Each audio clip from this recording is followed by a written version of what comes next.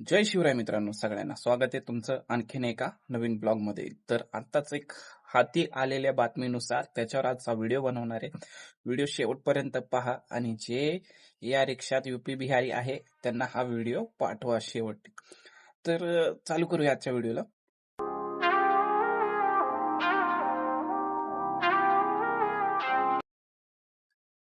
जसं की आपण प्रत्येक व्हिडिओ सांगितलंय की रिक्षा धंद्यात मराठी माणसाला प्राधान्य दिलं जातं. ऍक्च्युली मराठी माणसासाठीच हा पेशा आहे असं म्हणलं तरी वावगं ठरणार नाही. कारण बॅच पासून परमिट पर्यंत मराठी येणं हे गरजेचं असतं. हा नियम आहे पहिल्यापासून.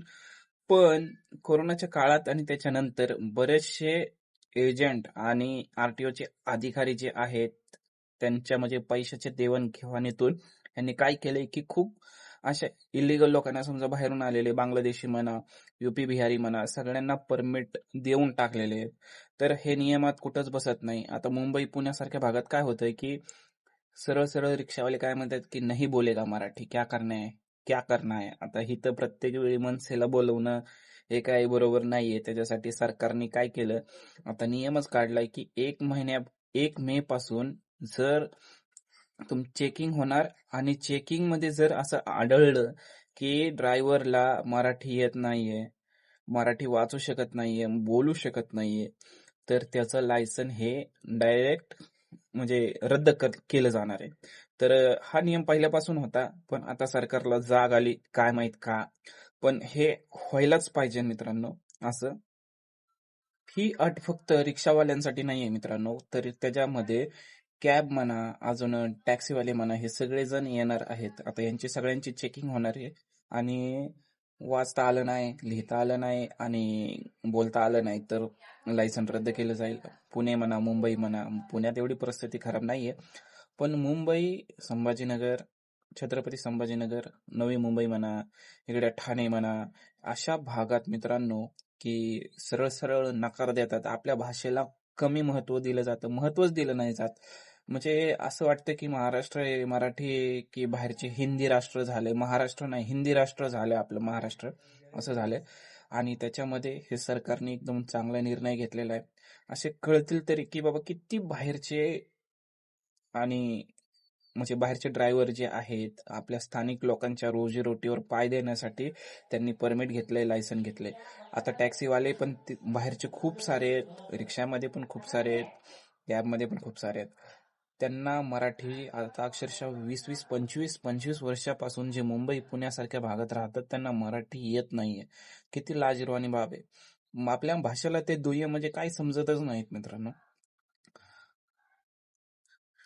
तर काही जे युपी बिहारी लोकांचे त्यांचा कळवाळा ज्यांना येतो, मराठी भाई आहे, त्यांना सांगायचंय मला की बाबांनो, की जर तुम्ही उद्या युपी मध्ये गेलात तर तिथली स्थानिक भाषा शिकणं तुम्हाला मॅन्डेटरी आहे. तरच तुम्हाला तिथं थोडक्यात तुम्हाला एकतर म्हणजे रोजगार रोजीरोटी भेटणारच नाही. तिथले स्थानिक युपी मध्ये म्हणा, समजा कर्नाटक मध्ये म्हणा, तुम्हाला तिथं बघितलंच जाणार नाही. तुम्हाला सांगतो, तुम्ही गाडी, आता मध्ये एक व्हिडिओ आला होता की कर्नाटकमध्ये बरेचसे तिथले स्थानिक ड्रायव्हर आहेत, त्यांनी युपी बिहारी लोकांना, म्हणजे जे रिक्षावाले होते युपी बिहारचे, त्यांना अक्षरशः लात मारून हाकलून दिलेलं आहे. हा व्हिडिओ इंस्टाग्रामवर व्हायरल झाला होता. पण तसं महाराष्ट्रात होत नाही मित्रांनो. कायद्याने चालणारं राज्य आहे, त्याच्यामुळे हे लोक बाहेरचे येऊन पैशाच्या जोरावर उडतात आपल्या मराठी माणसावर थोडक्यात. तर हे फक्त महाराष्ट्रात नाहीये, हा तर नियम पहिल्यापासून होता, पण जो पाळला जात नव्हता. कुठेही जा तुम्ही, तिथल्या स्थानिक लोकांना पहिलं प्राधान्य मिळतं प्रत्येक गोष्टीत. स्थानिक भाषेला जास्त महत्व दिलं जातं प्रत्येक गोष्टीत. आता रोज इथं MIDC आहे, कंपन्या आहेत मोठमोठ्या, तिथं 80% स्थानिक लोक पाहिजे, पण तसं होत नाही मित्रांनो. खूप कमी स्थानिक लोकांना तिथं महत्व दिलं जातं कंपनीत. तर हा एक नियम खूप चांगला आहे. सरनाईक साहेबांचं मी अभिनंदन करेन. फक्त हा नियम अंमलात आणला पाहिजे त्यांनी लवकरात लवकर. तर कळालं असेल तुम्हाला मित्रांनो. तुम्ही तुमच्या युपी बिहारी कोण असतील मित्र ओळखीचे, त्यांना हा मेसेज पाठवा की बाबा रे, तुला जर रिक्षा परवाना ठेवायचा आहे, म्हणजे तुला जर रिक्षा चालवायची, कॅब चालवायची, समजा अजून टॅक्सी चालवायची असेल, तुला मराठी लिहिता येणं, वाचता येणं आणि बोलता येणं खूप गरजेचं आहे. लवकरात लवकर शिक. तर व्हिडिओ कसा वाटला मित्रांनो? थोडीफार माहिती काढली आपण, वाचली आणि त्याचा व्हिडिओ बनवलाय. तर व्हिडिओ कसा वाटला नक्की लाईक करा. तुमच्या काही कमेंट्स असतील तर नक्की खाली टाईप करून सांगू शकता. व्हिडिओला हाईप करा आपल्या, जेणेकरून खूप साऱ्या यूपी बिहारी लोकांपर्यंत आपला हा व्हिडिओ पोहोचेल. तर धन्यवाद. जय हिंद, जय महाराष्ट्र.